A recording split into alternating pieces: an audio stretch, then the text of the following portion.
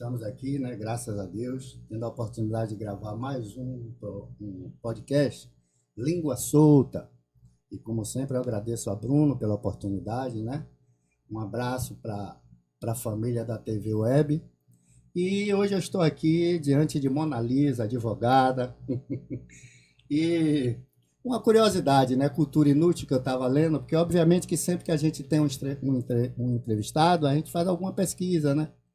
E aí essa questão de doutor, né? O título de doutor. Muita gente diz que só quem pode ser chamado de doutor é quem é médico.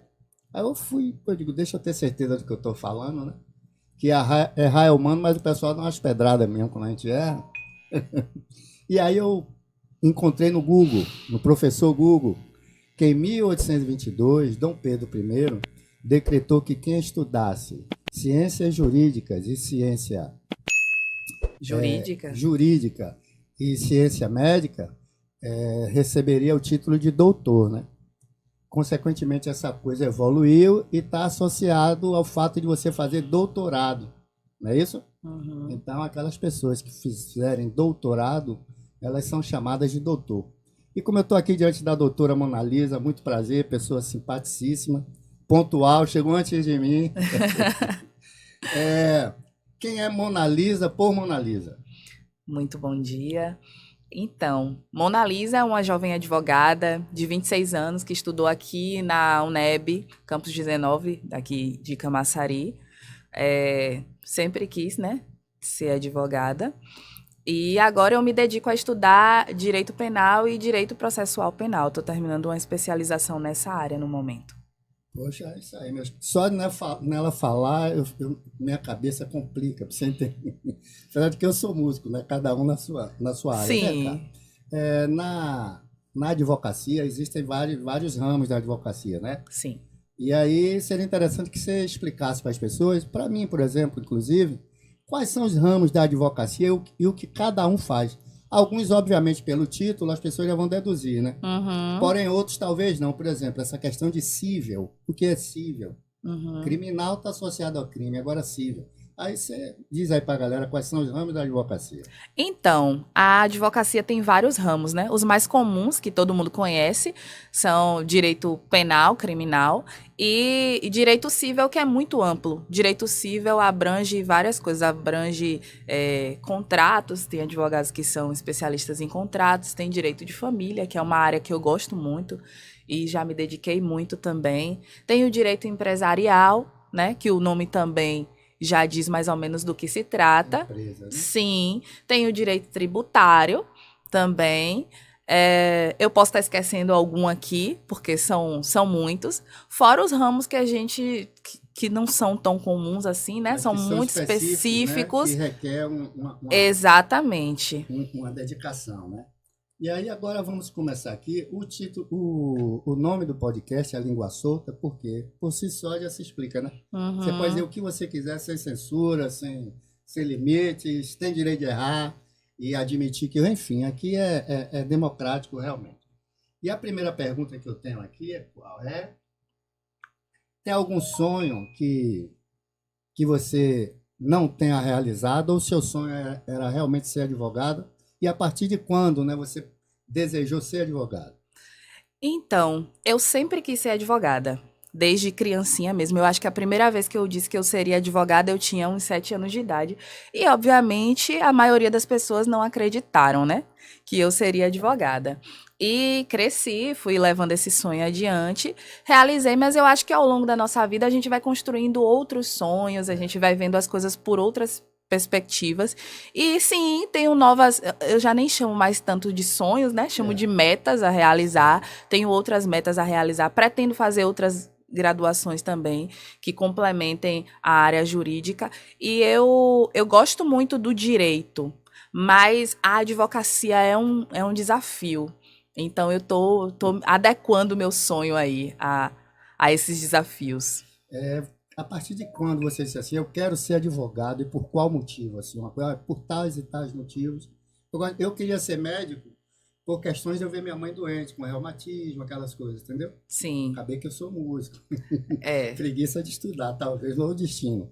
Então, quando que você quis ser advogada e por qual motivo? Quando a gente é jovem, a gente tem a cabeça assim cheia de sonhos, né? A gente acha que a gente vai mudar o mundo, embora eu ainda seja muito jovem. Mas eu acho que veio muito dessa coisa de poder ajudar as pessoas de alguma maneira. Eu gosto muito de entender as pessoas, de entender o que se trata, de resolver mesmo, de tentar resolver problemas das pessoas, né? E aí eu pensei, ou direito ou psicologia. Eu achei que direito era uma coisa Entendi. que tinha mais a ver comigo e estou tentando. Eu acho que eu consigo desempenhar a função que eu me dediquei, assim. Pô, que ótimo. Inclusive, a impressão que se tem é que a pessoa que cursa advocacia é uma pessoa que tem aquela necessidade de justiça latente nela, né? Uhum, De tentar colaborar, mas tentando meio que colocar as coisas no seu, ajudar a colocar as coisas no seu devido lugar. sim.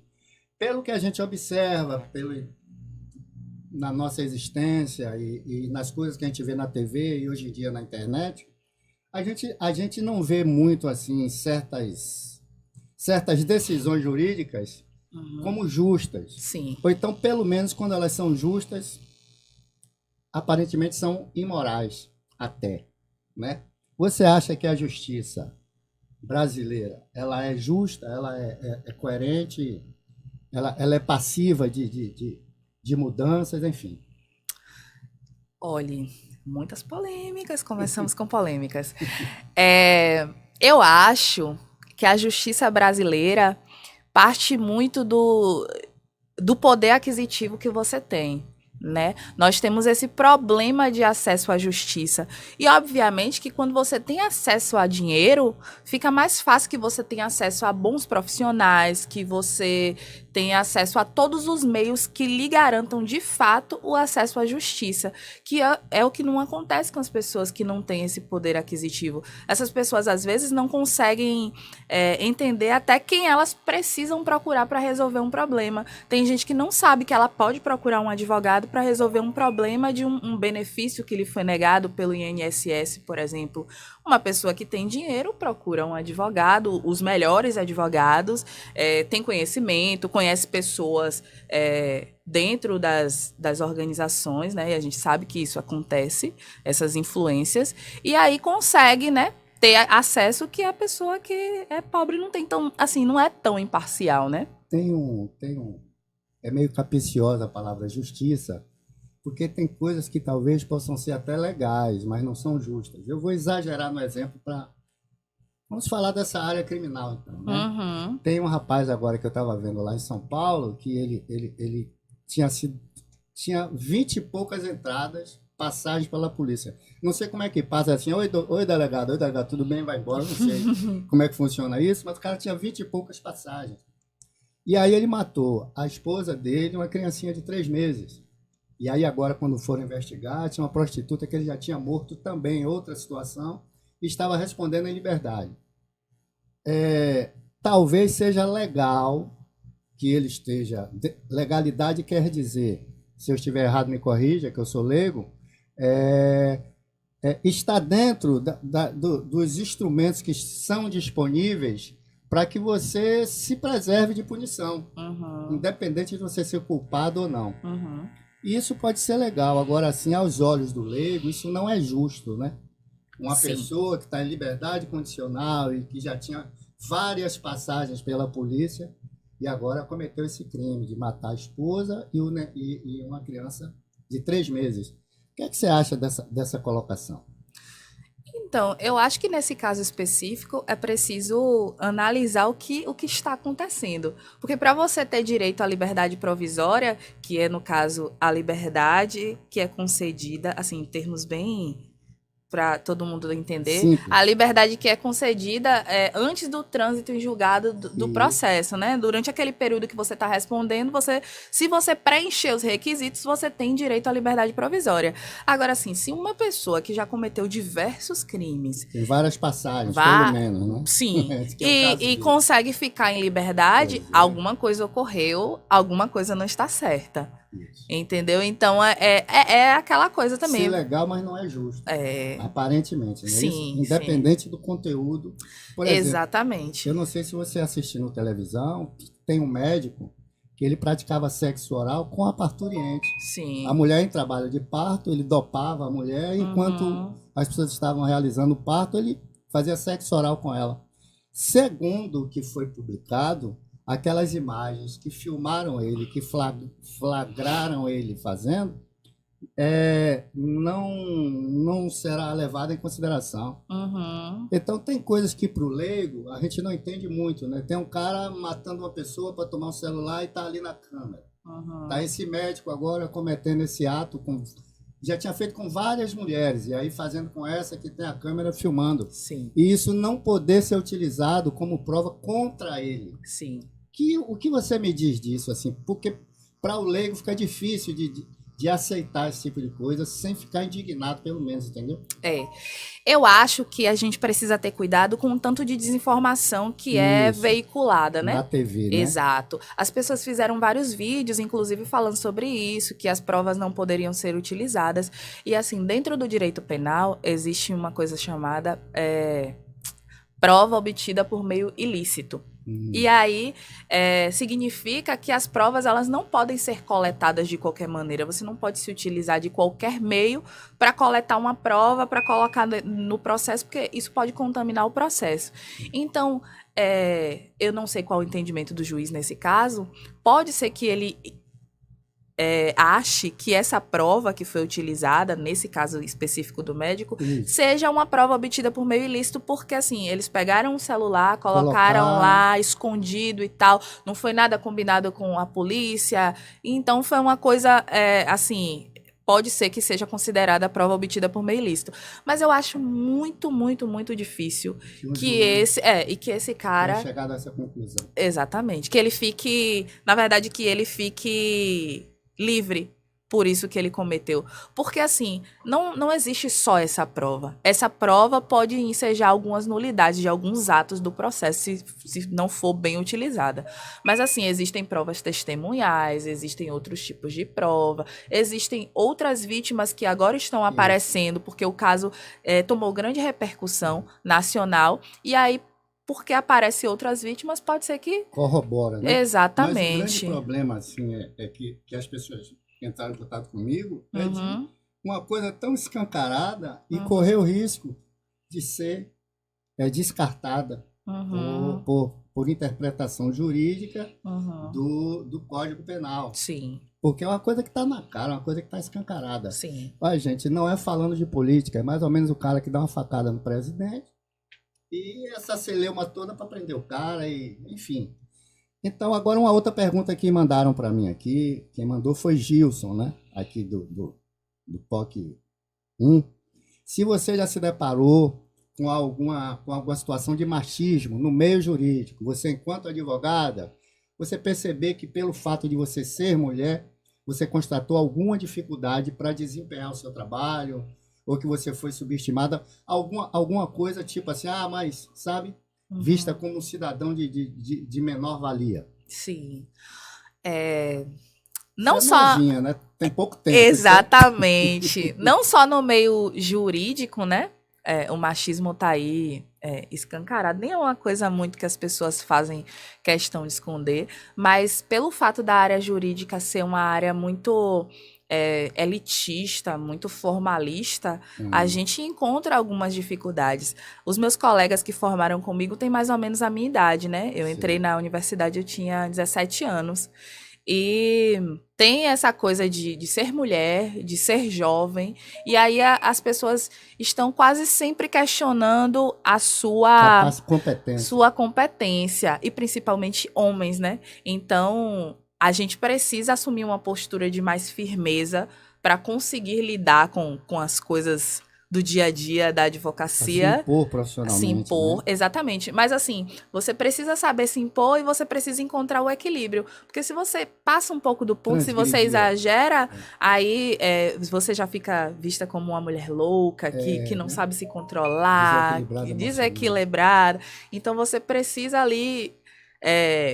se controlar. Eu não tenho muito esse problema, não, porque geralmente... Você nunca se deparou com essa situação, não é isso? Assim, eu nunca me deparei com uma situação... Ou talvez você não tenha percebido, pelo menos. Assim, a gente percebe, mas não com uma situação que eu precisasse, assim, me exceder, me Então você já se impor. deparou com essa situação, é Ah, isso que você está me dizendo, né? Percebeu que existe diariamente. machismo, que Sim, sim, existe sim. um certo preconceito pela idade, né? Também. Achar que você não tem muito conhecimento, talvez não tenha muita experiência. Exatamente. Então, dando sequência a essa linha de raciocínio, delegados e delegadas. O delegado trata uma advogada mulher da mesma forma que trata um advogado homem, e a delegada também. Você vê diferença no tratamento. Não estou dizendo que o fato de você ter observado esse tipo de coisa quer dizer que isso todas as delegadas e todos os Aham. delegados concordam. Mas alguma vez você percebeu assim, poxa, velho, o delegado me tratou de uma forma assim, assim, assim, assim, e a delegada me tratou de forma assim, assim, assim. Diferente, de forma diferente, e qual o motivo? Você achou que o fato de você ser mulher interferiu para que ele tratasse melhor ou pior? Porque às vezes trata você melhor porque você é mulher, né? E a mulher vai te tratar pior porque você é mulher. Entendeu a pergunta do ouvinte, né? Entendi, entendi. Então, eu acho que há sim uma diferença de tratamento na maioria das vezes. Hum, Quando eu sou atendida por mulher, eu tenho uma facilidade maior de interação. para me comunicar, porque parece que tá tudo aqui no mesmo nível que Nível, eu, né? sabe? Quando é com homem é um pouco mais complicado, então tem essa questão da firmeza, né? Que a gente precisa colocar ali naquele momento, mas tem sim, tem uma diferença de tratamento. Tá vendo você? Agora a pergunta aqui de qual ouvinte é que eu não trouxe óculos hoje, complica um pouquinho. Eu sofri um acidente e acabei de vir da clínica agora, né? Que meu exame era 7 horas da manhã e o pessoal lá atrasou, né? E juízes, sabe? Em algum julgamento você já também, obviamente, que como são seres humanos, em algum julgamento você percebeu que o juiz teve um comportamento diferente da juíza por uma questão genérica, né, de ser mulher?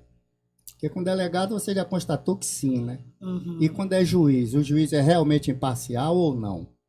Olha, eu tenho 4 anos de advocacia, né? Então eu não sei se daqui pra frente eu posso encontrar algumas coisas. Mas até então, eu lidei com profissionais realmente muito imparciais, Pô, assim. que ótimo.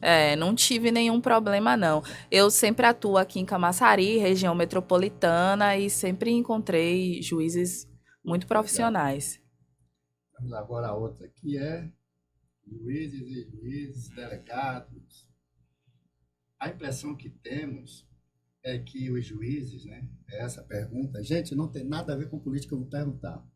Mas há anos atrás, vamos botar 20 anos atrás, você não sabia nome de nenhum ministro, não sabia nome de diretor de nada. As pessoas entendiam muito de futebol, né? Quem é o presidente do Flamengo, quem é o diretor do Corinthians, etc. Hoje em dia, as figuras que ganharam notoriedade são ministros do Superior Tribunal Federal, que eu acho que é a última instância da justiça no país, né? A impressão que passa para o leigo, eu não estou falando de política, mas é que são pessoas acima da lei, que tomam decisões, deixam de tomar, fazem o que querem com quem quer que seja, de acordo com a sua conveniência. Eu lhe pergunto, eu sou músico, né? Então, digamos que eu me sinta vilipendiado por um policial numa blitz. Sendo policial, eu recorro a qual instância? A quem eu procuro? Se um policial civil ou um delegado me fizer alguma coisa que eu não concorde, qual órgão que pode coibir esse tipo de coisa? Então, existem as ouvidorias, as corregedorias Polícia seria ouvidoria e corregedoria. Eu vou é, chegar no de, juiz, de cada de órgão, né? cada órgão. Cada Então, o órgão. Tribunal Superior tem uma ouvidoria e tem uma corregedoria? Eu não vou Não saber sabe, né? precisar Ah, agora qual o órgão responsável, mas assim, eles têm uma forma de julgamento diferenciada, né? que alguém Por tem um conta, órgão específico. na verdade, é porque dentro do direito você tem como é que eu posso explicar? É, nem sempre todos os juízes terão legitimidade para julgar determinadas pessoas. As pessoas que Certo. ocupam cargo no Supremo, por exemplo, elas são julgadas de outra maneira, não como nós, Pronto, aí o pessoal queria entender cidadãos. como. Como? Quem que julga? Digamos que um ministro chegou, eu moro no mesmo prédio dele, e ele, por ser ministro, acha que ele pode fazer o que ele quiser. E aí ele comete alguma coisa absurda, ou porque está bêbado, dá a opção de tiro para cima, ou mexeu, assediou uma mulher do prédio. Aí, digamos, pô, o ministro assediou minha filha, de 17 anos. Eu recorro a quem? Contra um ministro do Superior Tribunal, Pronto. do Supremo. Ó, a verdade é que... No caso desse, o cara mexeu o ministro, Não, quem iria punir ele? o trâmite É é o, comum, me né? é o mesmo, o trâmite é o mesmo. Só que as regras processuais são diferentes. Só que a gente tem essa impressão de que essas pessoas não podem ser punidas Inimputáveis. nunca, que a justiça nunca vai chegar a elas. Foram, né? Justamente Até hoje, a história do É, Brasil... é por causa daquela coisa que a gente falou no início sobre poder aquisitivo. Uma pessoa que ela tem mais influência, é muito mais difícil que você chegue nela. Porque uma pessoa dessa, ela conhece muitas pessoas. E aí a gente não pode dizer, assim, tem imparcialidade, mas a gente não pode dizer que todo mundo é imparcial, que nem todo mundo vai ser corrompido, que um juiz ele não vai se deixar levar por um ministro que procurou ele. E a gente viu vários casos recentes, né? Politicamente falando, que as pessoas já sabem, e que a gente sabe que as coisas não funcionam muito bem como deveriam ser. Fiquei triste, né? De saber que quem pode mais, manda mais, né? Manda quem pode, obedece quem tem juízo. É a justiça brasileira. Vamos aqui para outra pergunta. A doutora está dizendo, porque a gente teve uma conversa antes, né? Disse, pô, Dali, mas as perguntas são polêmicas. Mas primeiro que aqui é língua solta e são as pessoas que fazem, entendeu? Então eu não posso deixar de fazer a pergunta que o ouvinte me enviou. É óbvio que acaba eu piorando a pergunta. Claro que tem um pouquinho de minha mão nisso aí. Vamos para a próxima pergunta. O funcionário médico.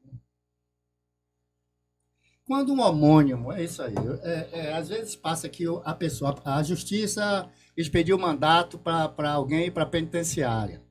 E aí você depara com um cara que cometeu um crime em São Paulo, tem uma pessoa que tem o mesmo nome em Santa Catarina.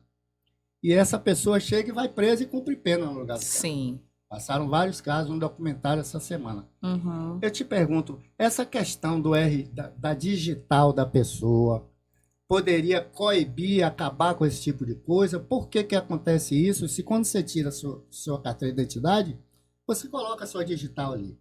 Então, obviamente, por mais que eu diga que eu não sou eu, fizesse igual a Maluf, eu não sou eu. Pô, a minha digital vai determinar quem sou eu. Uhum.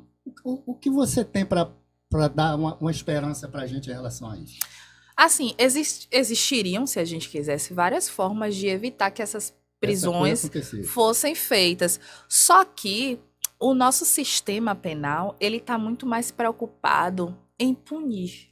Isso. Sabe? Deliberadamente.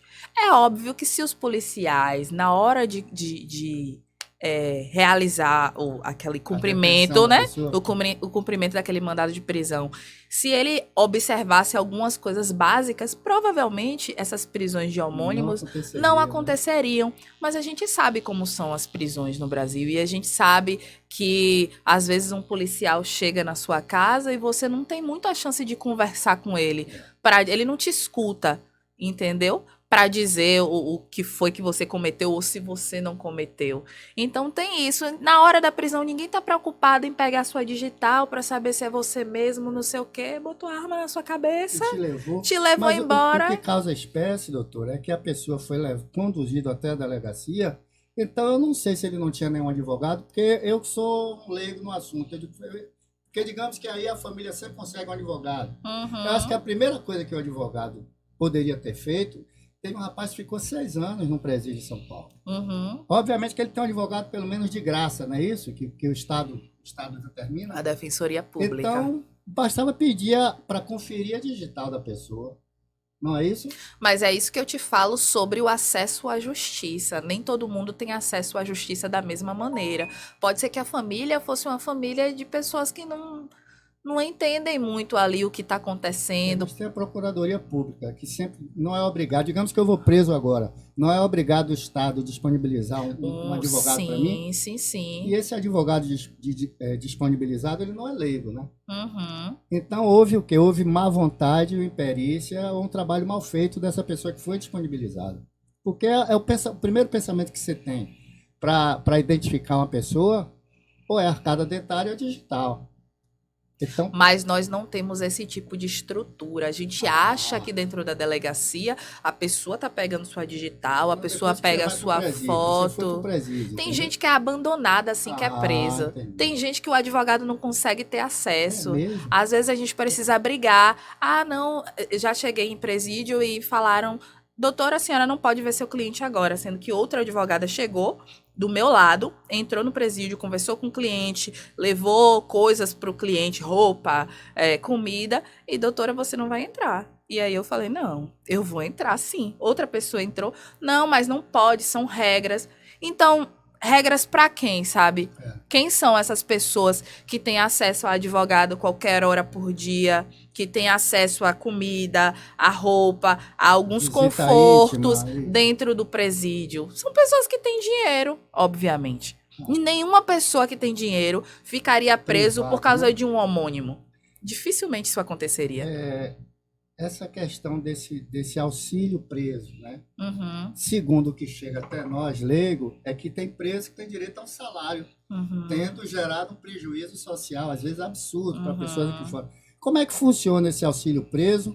E se todos os presos têm direito a isso, como é que funciona isso? Na verdade, se chama auxílio reclusão, né? Auxílio reclusão. Esse auxílio reclusão, na verdade, é eu não sei se eu diria benefício, mas é um valor que essa pessoa tem direito porque trabalhou, estava trabalhando enquanto estava em liberdade e estava contribuindo para o INSS. Então, depois que essa pessoa é presa, se ela era uma pessoa que trabalhava e contribuía, aí a família que ficou aqui fora, que tem a mulher, tem os filhos e tal, que precisam se sustentar, tem direito a esse auxílio reclusão. E isso, inclusive, é importante para que não aumente os índices de criminalidade. Porque se essa mulher fica aqui fora e ele tá Desprovida de preso, tudo, ela vai fazer o quê? Ela vai É. sobreviver como, né? E aí a gente vê muito no senso comum, porque o auxílio, a pessoa tá presa, tá recebendo um salário, não é bem assim, né? Opa, você sabe dizer de quanto é que é esse salário? Poxa, depende da contribuição. Né? É equivalente ao que você estava ganhando cá fora, né? Depende da O contribuição. mínimo seria quanto que um preso recebe quando ele é preso e estava exercendo, estava trabalhando e contribuindo? Olha, isso é mais uma coisa da área de direito previdenciário, mas previdenciário, provavelmente um salário mínimo. Não menos do que isso. Às vezes sim, às vezes sim. Porque já que está falando dessa questão de direito, é comum, né? O preso ter direito à visita íntima. Sim. Muita gente aqui, eu perguntei para Sérgio certas coisas. Sérgio é um policial civil amigo meu, e ele passou muitas respostas, porque achou que, enfim. Só que eu perguntei a ele não como policial, perguntei como pessoa. E essa visita íntima, por vezes, gera gravidez cá fora. Tanto da mulher que visita o cara lá dentro, quanto do cara que visita a mulher dele lá dentro, a companheira. E, obviamente, se minha mulher está lá fora engravida de mim, na condição de preso, a subsistência daquela criança que vai nascer fica comprometida. Não é isso? Que opinião você tem a respeito? Não se é legal e tem que ser cumprido, não. O que é que você acha? Você acha que a visita íntima dar-se-ia perante o preso optar se ele quer vasectomia ou não para fazer essa visita? O que é que você acha dessa ideia? Não vou ser candidato a nada não, mas eu estou sugerindo que algum deputado, diga, olha, tudo bem, você vai receber visita íntima, porém você não tem o direito de gerar pessoas que não terão condição de sobreviver lá fora. Sim. O que é que você acha dessa questão, dessa irresponsabilidade, ao meu ponto de vista, da visita íntima para o preso indiscriminadamente, sem nenhuma contrapartida, entendeu? Então, eu acho isso polêmico também, mas eu não costumo fugir de polêmicas, não. Não, Assim, é o que você acha. Quer dizer eu não vou dar uma opinião muito técnica agora, eu vou dar uma opinião mais pessoal, Mona assim. Lisa. Mona Lisa Não é falando. doutora Mona Lisa, é Mona Lisa. Então, eu acho que a prisão, ela não deve ser feita de qualquer maneira. Eu acho que a gente não deve trancafiar pessoas e não garantir direitos mínimos. Porque se a gente faz isso, a gente foge do que a gente do objetivo que a gente deveria alcançar com a prisão, que é ressocializar pessoas. E aí, se você não permite que a pessoa tenha acesso a uma coisa que é direito básico do ser humano, que é se relacionar com outra pessoa, fica muito difícil controlar aquele ser humano ali dentro daquele ambiente confinado. E essa coisa da gente exigir que... Esterilização. É um negócio assim, meio castração de pessoas. Eu acho que fere muito A condição humana, né? condição humana, direitos humanos. E aí eu sei que a gente vai entrar na polêmica dos direitos humanos depois. Aqui direitos humanos daqui a pouco. Exatamente, mas assim, não concordo. Eu acho que é objetivo do Estado garantir às pessoas condições. E eu sei, óbvio, eu não vou ser aqui uma pessoa ingênua e dizer que, ai, Mona Lisa, a gente vai ensinar as pessoas a usarem preservativos e elas vão usar tudo direitinho. Nem sempre. Mas assim, quando o Estado consegue fazer um papel efetivo de conscientizar as pessoas, as coisas acontecem de uma maneira diferente. Então, não concordaria com um projeto de lei, por exemplo, que obrigasse as pessoas a esterilizar. Porque aí só pobre que ia ser esterilizado, né? Mas a gente também sabe. porque o rico ia ter dinheiro para criar o filho dele lá fora. Não seria um problema. Entendeu o que eu quis dizer? Porque o grande problema é uma criança ter oportunidade zero de sobrevivência. Eu vi uma menina de 9 anos, mora perto de mim, eu até mostrei para a Sérgio, aquela menina ali. A menina, ela entra na lixeira do condomínio para catar lata, uma menina de 9 anos, e ficar ali dentro, como se estivesse aqui fora. Um ambiente assim de uma insalubridade que você não consegue se aproximar. E a mãe dela, eu acho que ela tem 6 ou 8 irmãos. Então, é difícil isso. E o pai está onde? Está no presídio, fazendo filho aqui fora.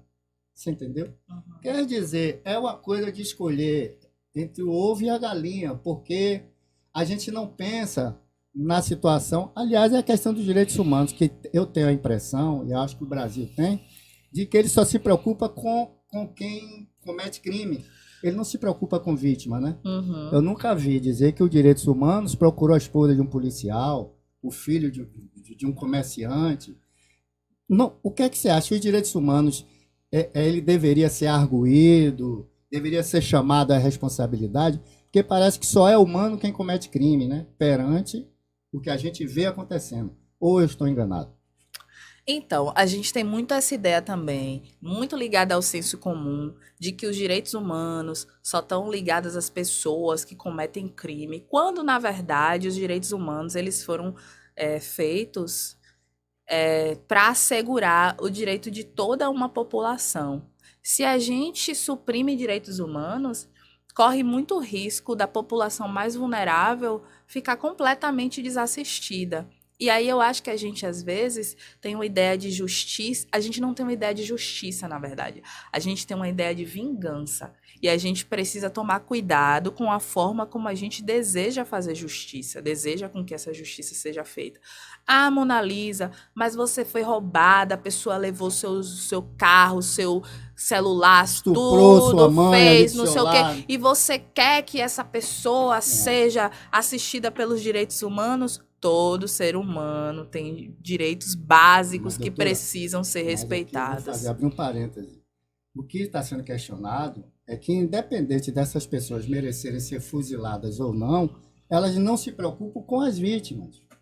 Ou seja, parece que quem for vítima, aos olhos dos direitos humanos, não merece nenhuma assistência. Eu, pelo menos, talvez a senhora até, não vou chamar de... Sou bem mais velho que você, chamar de você. Pode me chamar de você. Talvez você tenha até notícia de que os direitos humanos se preocupou com vítimas. Sim. Mas o que nos chega ao grande público é que eles só se preocupam com bandido, com quem comete crime, e crimes absurdos o tempo inteiro. É porque a gente é muito levado também pela forma que as notícias são veiculadas, né? Recentemente, no escritório que eu trabalho, até a gente fez um vídeo sobre isso, falando sobre um artigo que foi incluído não sei se você precisa agora, mas eu acho que é na lei de abuso de autoridade, que pune o servidor público que faz com que a vítima seja submetida a procedimentos completamente repetitivos e desnecessários que façam com que ela reviva o momento do crime. Você fala que os direitos humanos foi Por exemplo, assim, quem propôs isso? não é o direitos humanos órgão, não é, né? não é uma, ai, a gente, é um órgão, ai, temos aqui o órgão dos direitos humanos. Não é isso, é uma coisa muito mais ampla do que a gente consegue imaginar. Entendeu?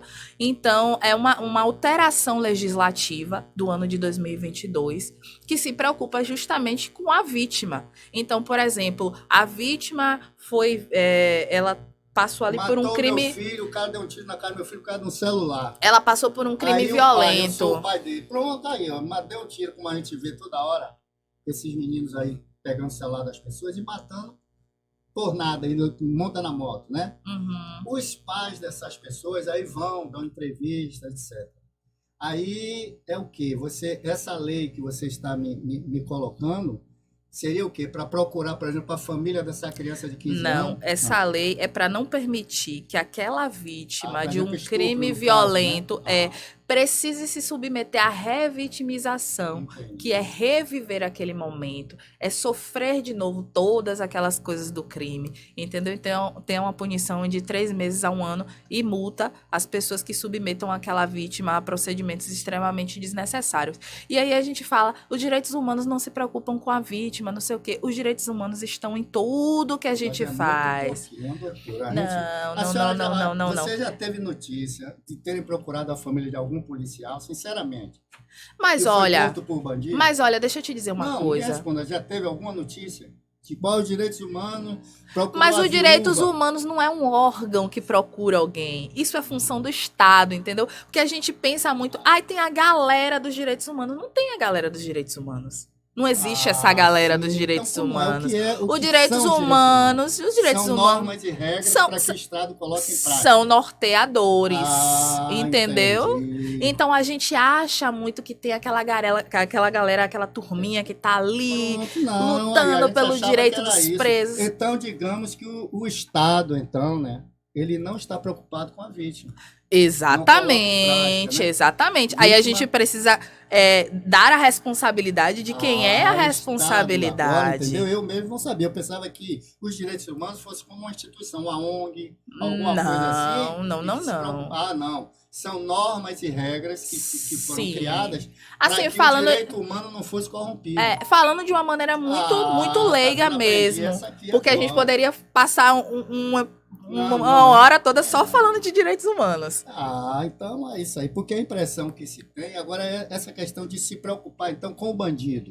Então o Estado não está muito preocupado com a situação das vítimas. Uhum. A impressão que a gente tem que da forma que funciona a estrutura do bandido que comete o crime ao juiz que pune, que parece que é mais interessante cuidar do bandido do que das vítimas. Uhum. Porque um bandido gera tanta renda, o advogado é o primeiro que ganha.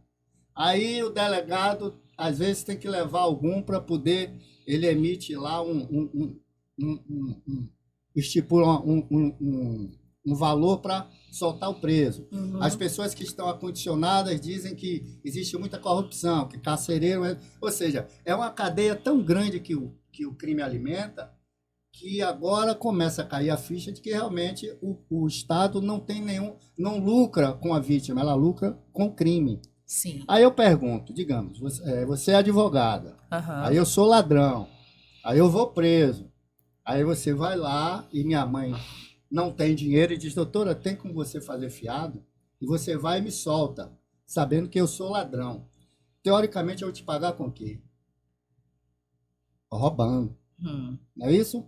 Aí a pergunta vem o seguinte, o dinheiro das custas advocatícias, assim como aquele dinheiro que o delegado estipula, a fiança para soltar uma pessoa, e toda essa rede, não seria o correto que esse dinheiro tivesse uma prestação de conta que provasse de onde que vem esse dinheiro, quem que deu. Um traficante, quando é solto, obviamente o dinheiro dele e o advogado recebeu do tráfico.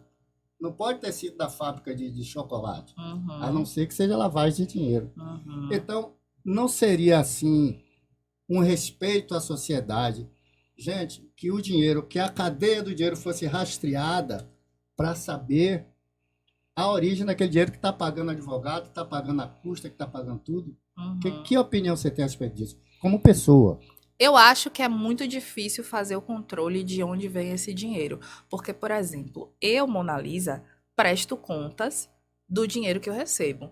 Eu declaro imposto de renda, digo de cada contrato que eu ganhei, ó, esse valor foi Isso. desse contrato, esse valor foi desse Esse eu recebi contrato. desse ladinho, esse eu Agora, recebi daquele. agora veja, é muito difícil que eu faça com que essa criatura que tá presa Não, mas não estou falando a doutora, estou presta. falando É o Estado, isso. né? Mas é muito difícil que essa criatura lá que tá presa preste conta De do onde dinheiro veio o dele. dinheiro. E tem uma coisa, uma máxima que diz que o dinheiro não tem cheiro, né? É isso. A gente não sabe muito bem de onde veio o dinheiro. Mas assim, existem dinheiros que chegam, o dinheiro que chega também pra gente em outras áreas que a gente também não sabe da onde veio. Entendeu? É isso, o grande problema parece que as pessoas no discurso, a sociedade ela cobra de você uma postura de lisura, de ética. Agora eles conspiram o tempo inteiro para gerar revolta, gerar desconfiança, gerar descrédito. Então eu não sei que sociedade que a sociedade espera realmente. Porque tem coisas que estão na cara, entendeu? É tipo falar de racismo, eu não falo de racismo. Está na cara, é tipo eu falar de braço. Eu tenho dois braços. Assim, falar de machismo, falar de classicismo, que pobre não tem direito mesmo. Enfim, tem coisas que meio que desencantam a gente, entendeu, doutora? Porque aquelas coisas que foram instituídas para promover a justiça social, parece que estão totalmente, incestuosamente envolvidas com tudo que há de pior e ainda por cima a serviço do que existe de pior. Uhum. É o que a gente deduz quando a gente vê essas questões todas que chegam até a gente, distorcidas ou não, manipuladas ou não. Deixa eu ver aqui, ali não avisou nada ainda não, mas deixa eu ver aqui uma outra pergunta. É complicado. Tem agora uma visita íntima, que disseram que foi aprovado, para criança de 12 anos de idade, desde que ele comprove que ele tinha uma relação, uma união estável com a fora. É verdade isso? O que é que você acha disso? Olhe, eu não tenho conhecimento disso, então não posso Tá. afirmar que não existe ou não, assim. Mas assim, eu acho muito difícil que isso seja realidade, porque 12 anos é um adolescente, né? 12 anos você tá entrando na adolescência. Pré-adolescente. Pelo ECA você tá sendo considerado adolescente ali. Mas antes dos 14 anos, né? Até os 14 anos, você se você for maior de idade, no caso, e tiver uma relação íntima com um Tá adolescente, fora. você vai incidir no crime de estupro. É isso aí. Então, eu acho muito difícil que tenha sido aprovado isso, que seja contrário a uma lei. Assim, Pois é. seria totalmente Estava ouvindo essa inconstitucional. discussão. Não sei se chegou ao seu conhecimento essa discussão, não. Você não viu Não, nada não veiculado vi nada relacionado a isso. sobre isso. Mas eu julgo que seria inconstitucional, assim. Não sei em que termos isso foi falado, mas acho difícil. Uma outra coisa aqui. O juiz, para ele soltar uma pessoa, para ele prender uma pessoa, ele tem que se ater à legislação, né? Que diz, né, que é de 1940, que todo mundo usa isso, né? Ou seja, o meu compromisso com a verdade, os meus valores morais, a minha consciência não conta. O que tem que contar é o que está ali. E aí a gente já viu, você tem um cara mesmo procurado pela Interpol que foi solto, né? Por um ministro. Ou seja, e o cara sabendo que ele está sendo procurado pela Interpol. Porém, a brecha da lei permitiu que o cara fosse solto. E foi um ministro que soltou o cara. Uhum. Bom, o que você acha do advogado, de toda essa cadeia, tanto dos que cometem de forma inversa, né, condenando inocentes, perseguindo e subjugando, quanto aqueles que soltam pessoas que já foram presas várias vezes pelo mesmo crime? O juiz e o advogado mereceriam ser responsáveis por essa pessoa que ele colocou na rua e ressarcir a sociedade de algum dano? De maneira nenhuma. Não tem condições disso. Imagina só se a gente pessoalmente fosse se responsabilizar por causa dessas pessoas, que vai delinquir de novo, sendo que é quanto mais. sendo que um juiz é funcionário do Estado. Sim. Então, quando a gente vai punir um funcionário público, a gente não pode punir a pessoa do funcionário público. A gente tem que punir o órgão do Estado responsável por aquele funcionário público. Porque imagina, se todo mundo pudesse ser responsabilizado pessoalmente pelo cargo que exerce, ninguém ia querer ser funcionário público. Ele é responsável por um prédio que ele faça e desabe, né? O médico se ele for funcionário público, é o órgão que ele trabalha. Órgão, quer dizer que eu sou um médico. Aquele médico ali, ele é responsável pelo que ele fez, ele é funcionário do Estado. Mas ali é uma conduta criminal. Ali é uma conduta criminal, ali é uma eu soltar um estuprador que é reincidente, uma que coisa... vai estuprar de novo, é um crime. Na verdade... Você entendeu, doutora? Entendi. É muito capicioso. Na verdade, eu entendi. Mas assim, tem coisas que a gente não sabe, que a maioria das pessoas não sabe, é que para você fazer uma prisão, assim, correta, perfeita, para que a pessoa fique lá, você precisa cumprir requisitos mínimos. E aí isso começa desde a delegacia. Desde o delegado que vai lá cumprir o mandado, na verdade, que é o juiz que dá. O delegado vai cumprir aquele mandado, o delegado precisa respeitar todos os requisitos para que aquela prisão seja perfeita. O delegado vacilou em um ponto, relaxamento de prisão. Então, não é uma coisa que o juiz fez. O juiz não soltou a pessoa porque o juiz, por opiniões dele particulares, resolveu soltar aquela pessoa. Ele soltou porque o delegado não cumpriu um requisito mínimo da prisão que enseja em relaxamento de prisão. Entendeu? Então, a gente não pode dizer que um juiz soltou, que não sei quem soltou, que o advogado soltou. Ah, Mona Lisa, mas é brecha. Não é brecha. Não é brecha. A gente precisa fazer as coisas da maneira que elas devem ser feitas. Porém, a caso em que um juiz cisma persegue uma pessoa, prende a pessoa, nem que tem que recorrer e depois tira. Mas ele impôs a vontade dele à margem da lei. A gente vê vários casos em que... a gente lida com o ser humano. Entendeu? Agora, e ser humano... é o Estado quem está errando, não é ele. Entendeu? Então, eu acho que é de uma hipocrisia assim, absurda. Porque o ideal é que se cumprisse a justiça, independente da circunstância que fosse, apenas isso. Eu acho que o pobre quer é isso, é que se faça justiça. Agora, parece que as pessoas têm mais direitos do que deveres o tempo inteiro no país, né? A gente é vítima o tempo inteiro. A gente, enfim, é triste até, né? Eu te dou parabéns por ter se formado no que você se formou, porque eu acho que você vai ter muito dilema moral, né? E psicológico, porque a lei vai estar dizendo uma coisa, seu coração vai estar dizendo outra, e infelizmente você vai ter que cumprir aquilo que está escrito no papel. No nosso dia a dia, eu não vou dizer que não é estressante, porque é extremamente estressante. E aí, na maioria das vezes, eu sempre digo aos meus colegas que parece que a gente está enxugando gelo. É muito complicado, assim, lidar com tudo isso. Mas a gente tenta fazer as coisas da maneira mais correta possível. Eu acho que a gente está vivendo num momento em que a gente se vê muito desesperançoso, a gente acha muito que as coisas não vão funcionar, que as coisas não vão dar certo. Mas assim, eu não posso ser uma pessoa que não seja utilizada para ser agente de mudança. Eu sou muito jovem para não acreditar que as coisas podem mudar. E eu acho que a gente não consegue mudar completamente o mundo, mas eu acho que a gente consegue mudar a vida das pessoas que estão próximas. Então, o que está ao meu alcance de mudar as pessoas que estão próximas à minha realidade, a gente vai fazendo, né? Aos poucos vai tentando mudar ali. Deixa eu te fazer uma pergunta assim, que me fizeram aqui. Uma pessoa tem direito a ser preso e ser solto quantas vezes cometeu o mesmo crime que ele cometa. Enfim, enquanto ele estiver vivo, ele pode ficar entrando e saindo, como é. Poxa, aí não tem quantas vezes não essa existe, pessoa pode... Depende muito. Se tiver possibilidade de sair, ele terá direito de sair, né? Mas assim, ele precisa preencher algumas regras, por exemplo. Se ele for, fulano foi preso, foi solto, foi preso, foi solto. Não sei como é que isso acontece, porque quando a pessoa é reincidente, é muito difícil que ele saia novamente. Por exemplo, a pessoa cometeu um crime de tráfico de drogas aqui. E aí ela foi concedida a ela liberdade provisória. Aí ela foi e cometeu outro crime aqui de tráfico de drogas. Ela não vai ter direito à liberdade provisória de novo. É muito difícil. A não ser que outros fatores externos. Variáveis, né?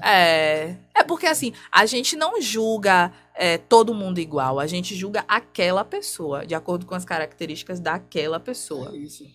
Então tem pessoas que estão sendo julgadas pela mãe, pelo... A lei parece que teve um rapaz que era procurado pela Interpol, que estava cometendo crime na fronteira do Brasil. Essa pessoa foi presa e estava aqui. E eu não sei que manipulação que fizeram, que o cara saiu com tornozeleira eletrônica e ele tinha outros tantos processos. E o cara evaporou e sumiu e acabou. E aí um determinado juiz disse que soltou porque a lei mandava que soltasse apenas, mesmo ele sabendo que tinha uma outra série de coisas que essa pessoa iria fugir.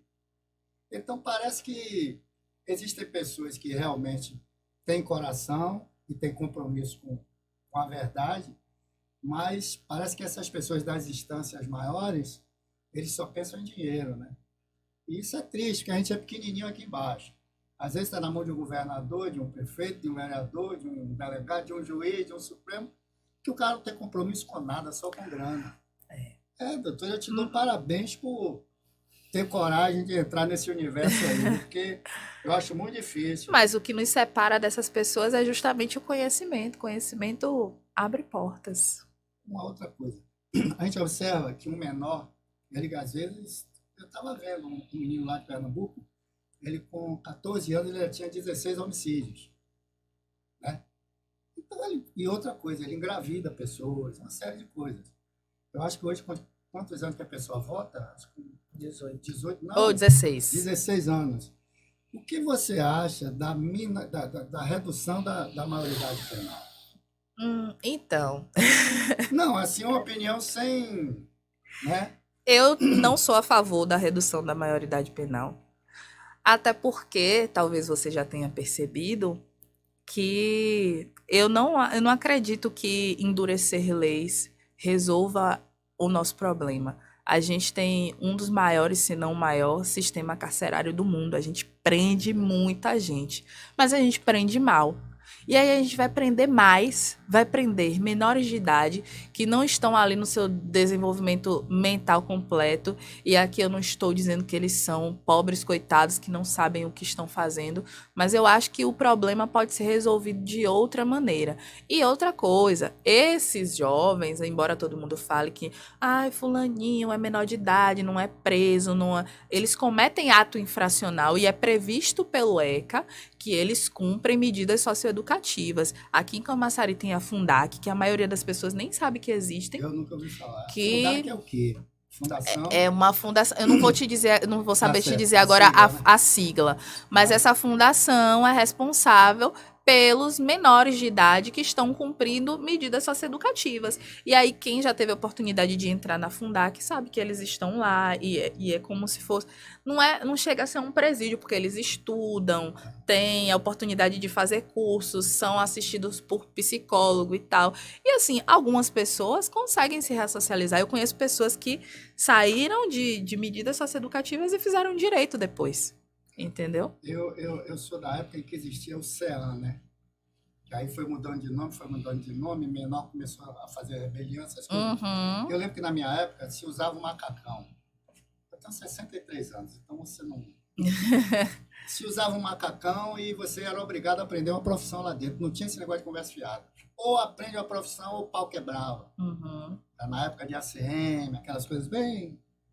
E com certeza o percentual de ressocialização, tenho certeza que era bem maior.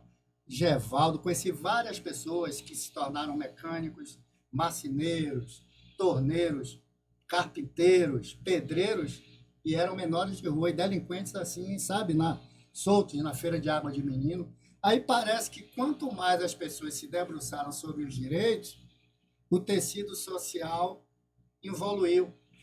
Porque o que a gente tem a impressão é que o percentual de ressocialização é ínfimo, né? É o menor possível. É. Na verdade, as pessoas não costumam se ressocializar. Dificilmente, É, né? mas é o que eu falei, eu acho que a gente prende mal. A gente prende muito, mas prende mal.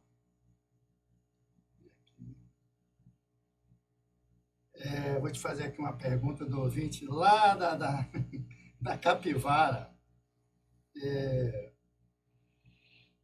Se você fosse um juiz e tivesse acesso a redigir uma nova legislação, quais os principais pontos que você sugeriria para colaborar para o aprimoramento social? Por exemplo, para facilitar o trabalho do advogado, a nível de que ele faça um trabalho correto. Olha, na verdade a gente já tem legislação para orientar o trabalho do advogado, né? A gente precisa seguir um código de ética, na verdade, que as pessoas não sabem e nem todos os advogados seguem, mas eu acho que a gente tem um número enorme de leis, assim, número que as pessoas nem conseguem imaginar. Eu acho que a nossa Constituição Federal, ela é muito bonita, inclusive. É bonita de ver. Ela é muito bonita e ela tem muitas coisas que, se fossem seguidas mesmo à risca, a gente conseguiria ter uma sociedade realmente muito mais igualitária. Mas o Brasil é o Brasil e a gente sabe como é meio difícil de fazer com que as coisas aconteçam.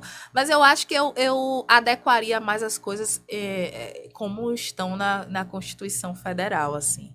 Eu acho que a Constituição, ela tem muito do que eu acredito que o ordenamento jurídico brasileiro precisa, sabe?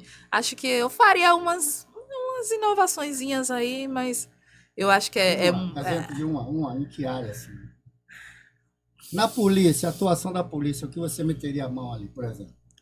Menino, não me pergunte um negócio desse. Eu ia chegar lá em cima. Porque então na polícia eu Deixa eu lhe dizer o seguinte. Você acha que uma mãe, ela tem direito de ter quantos filhos ela queira, mesmo ela está ali comprovando que ela não cumpre com o dever de suprir, de nutrir, de cuidar, de formar, de educar?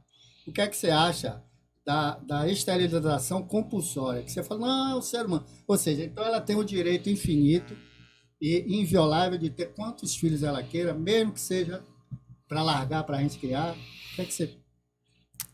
Eu acho péssimo essa coisa de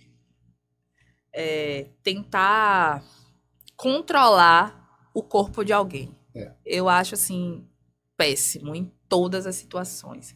Porque, obviamente, vai acontecer um caso ou outro de mulheres que têm muitos filhos e que não conseguem lidar com aqueles filhos e que é muito complicado. E a gente sabe que existe, a gente sabe. Mas eu não posso dizer à mulher que ela precisa fazer aquilo com o corpo dela. Agora, no Acho momento... inadmissível. No momento em que parte dessa premissa, a gente não está sendo perverso com quem vai nascer daqui a 2 meses? Você entendeu o que eu quis dizer? Porque tem crianças que a gente sabe, tem meninas que... Eu passei por uma menina de 13 anos ontem que eu fiquei horrorizado de ver ela grávida. E ela está para ter neném agora, quer dizer... E aí a gente, em nome de certos valores, em nome de certos dogmas, de leis, etc., permitir que uma criança venha ao mundo condenada, a princípio, ao que nós sabemos que ela já está condenada. Você entendeu? Eu acho que são dilemas assim, em que existe o ecologicamente correto, porém, a gente tem que se preocupar com quem está vindo para aqui, né? A pessoa que está chegando. Você entendeu, Mona Lisa? Eu entendi. É difícil isso? Eu entendi. E é Entendeu? difícil. E é difícil. Mas eu acho que existem outras formas de conscientizar essas mulheres que não influenciando diretamente o que elas vão fazer com o corpo delas. Porque eu acho, inclusive, que a sociedade não está preocupada de verdade com as crianças que estão nascendo das mulheres. Eu acho que agora estão começando a ficar, porque a criminalidade do jeito que está. Deixa eu te fazer uma pergunta agora que parece que para isso não existe lei. Poluição sonora. Tem a lei do silêncio. Um menino lá no Massaranduba, tem uma amiga minha, alô, não vou citar o nome que ela... Rapaz, a polícia já foi inúmeras vezes e foi constatado que um dos sócios desse lugar é um policial e a polícia vira as costas de volta. E o pessoal começa a fazer show sexta-feira e termina no domingo. E vara à noite várias e várias vezes. Pelo que eu soube, a prefeitura sabe disso, o comandante da PM sabe disso, todas as autoridades pertinentes sabem disso e não é tomada nenhuma providência. Isso continua funcionando dessa forma. A quem recorrer, Mona Lisa? Tá vendo que não são só criar leis e deixar as leis É sendo isso. criadas e só É e isso. endurecer leis, porque na verdade a gente recai em outros aspectos. E aí, a quem recorrer é muito difícil. Camaçari é uma cidade muito complicada do ponto de vista de fiscalização, porque aqui parece uma cidade de interior que as coisas não funcionam, porque se você tiver conhecimento de uma pessoa que trabalha na Cidade de prefeitura, primos a sua vida não anda. sobrinhos, E você precisa tomar cuidado também com o que você mexe, o que você diz, fala. o que você faz. Porque a chance de você ser perseguido é muito grande. Então é até perigoso É. você se envolver numa coisa desse tipo, É. sabe? Aí eu estou sendo aqui, passando o que os ouvintes me falaram, que, alô, autoridades, alô, comandante da Polícia Militar daqui de Camaçari e outras autoridades, procura lá investigar o que está acontecendo na Massaranduba, que isso já está acontecendo há anos. E, pelo que me passaram, a Polícia Militar já visitou várias vezes essas coisas e não aconteceu nada, não deu em nada. Então, eu estou aqui reportando o que me foi passado. É uma sensação de impotência muito grande. Pessoas idosas, crianças, pessoas que trabalham, não têm direito ao repouso ali na Massaranduba. Então, eu peço ao comandante da Polícia Militar, eu peço ao prefeito, eu peço à Câmara de Vereadores que, pelo amor de Deus, procurem investigar isso aí e ver a que denominador comum pode se chegar. De repente, pedir às pessoas para fazer uma cobertura sonora, alguma coisa que o som não venha para... Lá no Rio acontecia isso direto. As casas eram notificadas e tinham prazo para se adequar. Uhum. Mas aqui, pelo que eu estou sabendo, pelo que chegou até mim, eu estou apenas reportando, eu nem moro lá. Agora, as pessoas que conversaram comigo, dá pena, dá pena. É isso aí, olha, nosso programa tá terminando, tinha muita polêmica aqui para acontecer, tiveram alguns assuntos que iria ser chovendo molhado, todo mundo está sabendo. Eu quero te dar parabéns pela sua idade, pela sua postura, pela sua dedicação, pelo seu esclarecimento, agradecer muita informação que você trouxe até nós, né? E as portas estão abertas para quem quer que você queira convidar. De repente você conhece um legista, um coveiro, aqui está aberto, você pode indicar, pode ligar que a gente vai receber a pessoa, aqui ela vai ter espaço para dizer o que ela quiser, porque às vezes tem pessoas que têm uma história de vida que é construtiva. Sim, né? Com certeza. E aí eu te pergunto, quem é Mona Lisa por Mona Lisa? Para fechar o programa. Mona Lisa, como já disse no início, é jovem advogada, que ainda não realizou todos os sonhos, todas as metas, mas, na verdade, eu costumo dizer que eu estou advogada, porque a vida é muito cheia de mudanças, e aí a gente não sabe quem a gente vai ser amanhã, mas é isso que eu sou. Não costumo me definir muito, não, porque é complicado, é difícil.